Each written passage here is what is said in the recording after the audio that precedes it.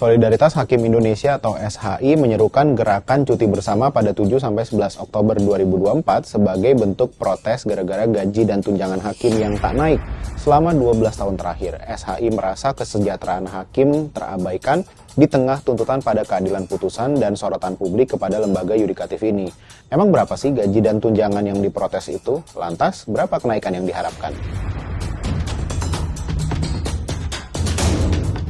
Saat ini, gaji dan tunjangan hakim masih mengacu pada peraturan pemerintah nomor 94 tahun 2012 yang ditandatangani Presiden Susilo Bambang Yudhoyono, SBY. Dalam lampiran PP, hakim golongan 3A dengan masa jabatan 0 tahun mendapatkan gaji paling rendah yaitu Rp2.064.100 per bulan. Sementara itu, hakim golongan 3D menerima gaji sebesar Rp2.337.300. Gaji pokok mereka bertambah sekitar Rp60.000 setiap tahunnya.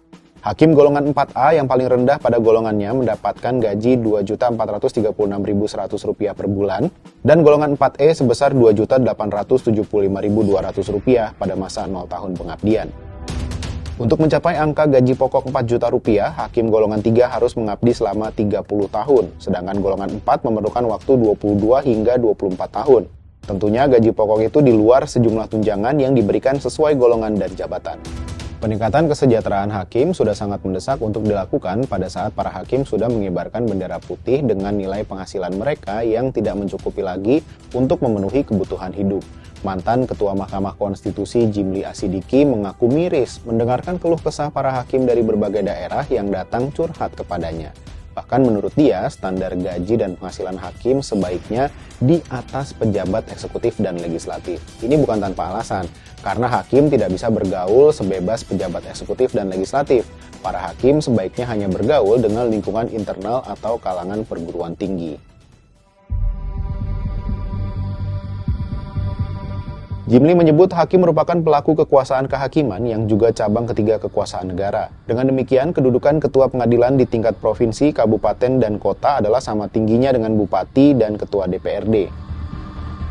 Salah satu juru bicara SHI, Kamila Banialombia, mengatakan gerakan hakim menuntut kenaikan gaji pokok dan tunjangan murni didasari pada keresahan dalam mempertahankan integritas, tetapi sudah tidak sanggup lagi bertahan dengan gaji seperti yang ada saat ini.